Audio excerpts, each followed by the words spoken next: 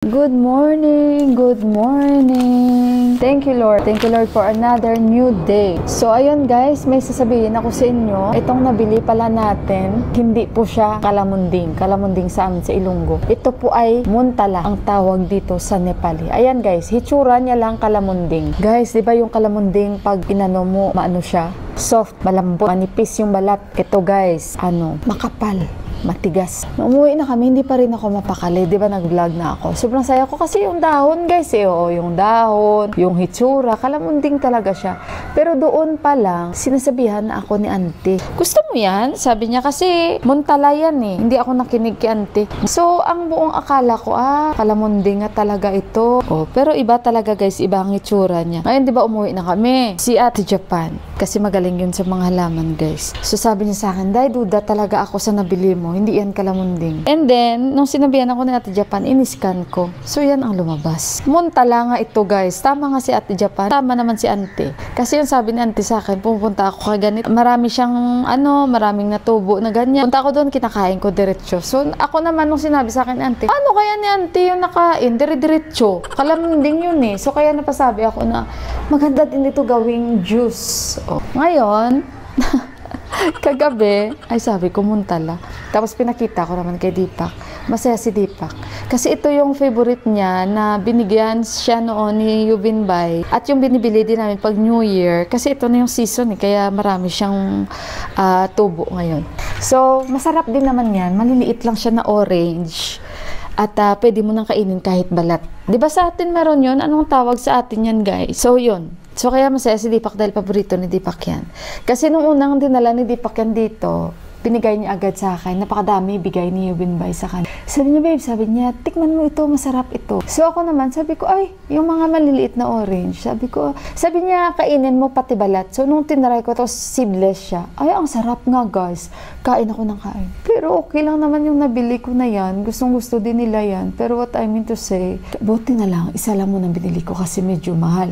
Ayaw niya magbigay ng discount kung dalawa yung bibilin ko. Kasi nga, syempre, hindi man kami regular customer. So kaya sabi ko, sige, isa na lang muna. So mabuti na lang, isa lang ang binili ko. Kasi kung dalawa, ay nako. Okay lang naman yan guys. Pero kasi sabi ko, hindi pala yan kalamansi.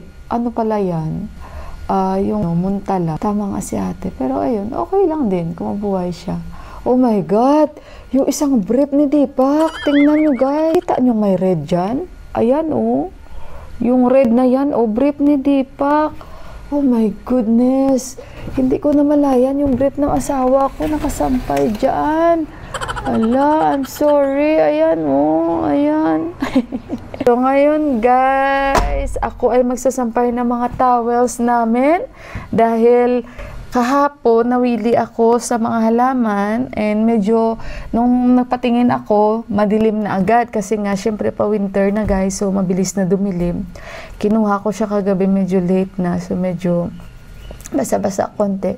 Kaya kailangan ko paarawan ulit. Kaya ni-remind tayo ng brief ni Deepak. So magsampay muna ako guys at mag-prepare ako ng breakfast namin. So guys, magdadagdag kasi ako ng mga lupa. Tingnan nyo itong tanim ko na succulents. Kaliit pa nito. Tingnan nyo ang lalaki na nila.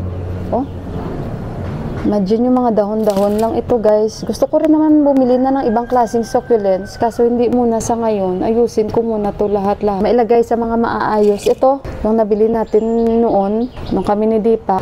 At ito lang ata yung nabuhay na na nabili ko guys. The rest yung iba, wala. Hindi sila nag-survive. Tapos, natutuwa ako sa nilagay kong succulents ko dito. Yung pinakamalaki siya. Inilipat ko siya guys. Kasi ngayon, mag-aayos-ayos ako ng mga halaman na ito.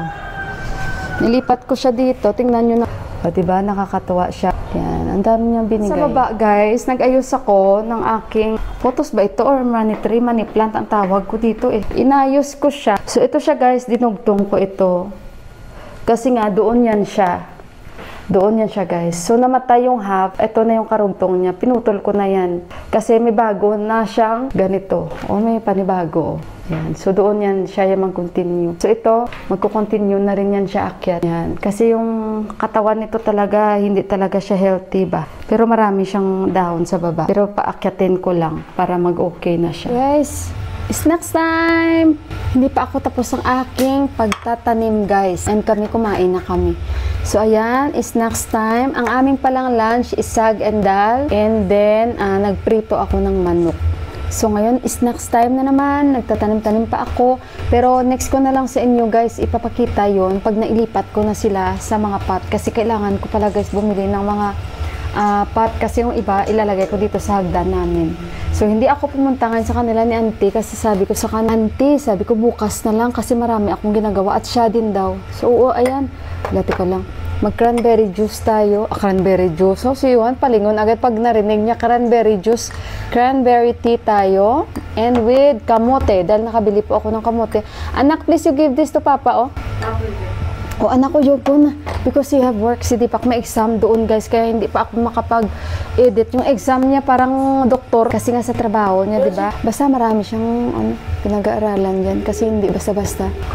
So, ito guys, binili ko ito, 120 per kilo. Bumili ako 100. Kasi sabi ko, itry ko muna. Tingnan natin kung okay ito, babalik ako doon ulit. Pero lagi ako nire-remind niya, na huwag kang kumain masyado ng kamote. Favorite ko kasing kamote. Kasi sabi niya, mabilis siya magkagas yung tiyan mo. Which is totoo.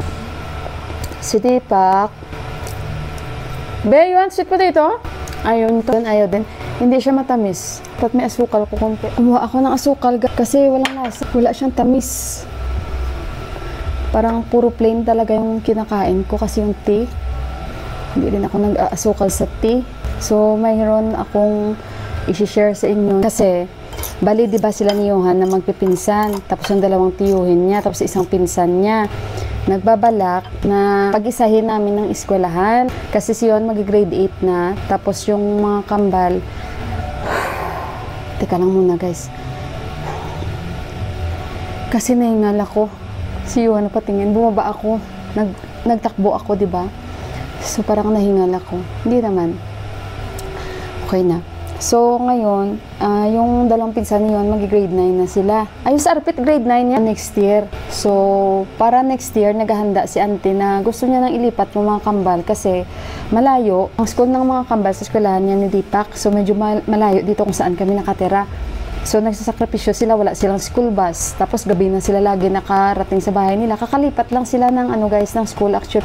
And yung school nila before, malapit lang talaga sa bahay nila and umuwi sila para kumain. Parang yung kaibigan ni Juan sa baba na sobrang lapit dito ng school niya. Kaya pag kumakain, umuwi siya dito.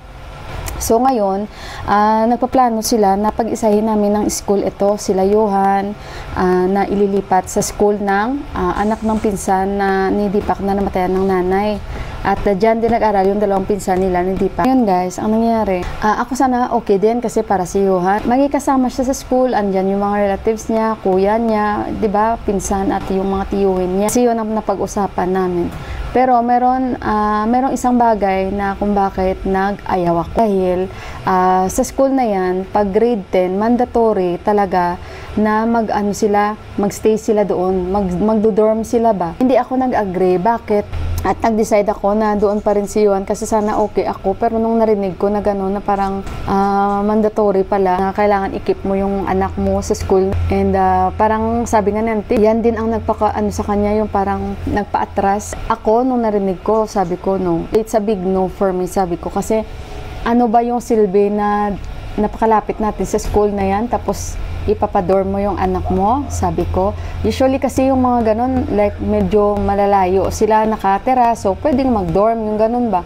Pero yung malapit, tapos yung hostel kasi tinatawag nila guys may sasabihin ako sa inyo patungkol kay Narayan Bay. Kasi si Narayan Bay guys, parang namulat si Narayan Bay na nag-stay talaga siya sa hostel na tinatawag. Puro ganon, syempre lalaki sila. So parang parang naalala ko yung sinabi sa akin ni Deepak. Mabait si Narayan Bay guys, as in very independent siya na tao. And yun nga lang, parang talagang yung namulat siya na hindi siya lumaki, nakasama niya talaga yung parents niya. And sobrang independent niya. So parang mayroon din siyang attitude na parang wala siyang pakialam. So yun nga sabi ni Deepak sa akin before, hindi mo rin siya mabiblame kasi kumbaga he grow up in the environment na hindi niya kasama ang parents niya, ang kasama niya lang palagi sa hostel is mga kaibigan niya, puro sila lalaki. Yung bang ganon, ano nga yung time na yun na nasabi ko, bakit parang malayo ang loob? Bakit parang malayo ang loob niya sa tatay niya, yung ganon ba? So, yun guys. So, kaya yun ang nasabi sa akin, hindi pa. At na dinidipak sa akin na hindi maganda yung ganon. So, siguro kaya ayaw niya rin si Johan na ma-expose sa ganon, na lumaki si Johan na katulad sa age ni Johan, lalo't si Johan sobrang close siya sa amin, sobrang malapit siya sa amin. Tapos dito pa naman parang uso sa kanila na i-keep agad yung mga anak nila sa mga ganyan, sa mga dorm. Ako siguro hindi ako papaya guys, kasi parang hindi ako sanay. Sabi ko kay auntie, marami namang eskwelahan pa auntie, mag-check. Sabi niya, doon sana sa school ni Johan. Gusto ni Deepak yung cranberry. Anak, put anay per pap.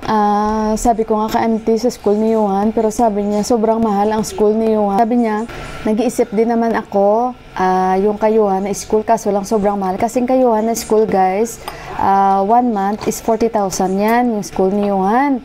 So, hold this? Yeah, you just hold and then you pour it. Like this? Yeah. Okay. Then, ayun, sabi niya kasi dalawa. So, dalawa yung anak nila. So, 80,000. Guys, parang umatras ako kasi hindi ko nagustuhan yung ganon. Guys, si Deepak guys, hindi siya agree sa mga ganyan na yung bata na sa ganitong mga edad, magstay sila sa dorm. Unless siguro wala kami sa Kathmandu at kailangan ni Johan guys magstay sa Kathmandu para mag-aral. Pero yung nandito lang naman bahay namin, tapos may isang, what is that? Babe, that is bird. Yan may bird. Sabi ko, no for me talaga auntie, sabi ko. Kaya sabi ni auntie, I will search another school. Kaya ewan ko, yung pinsan ni Johan, siguro, ewan ko.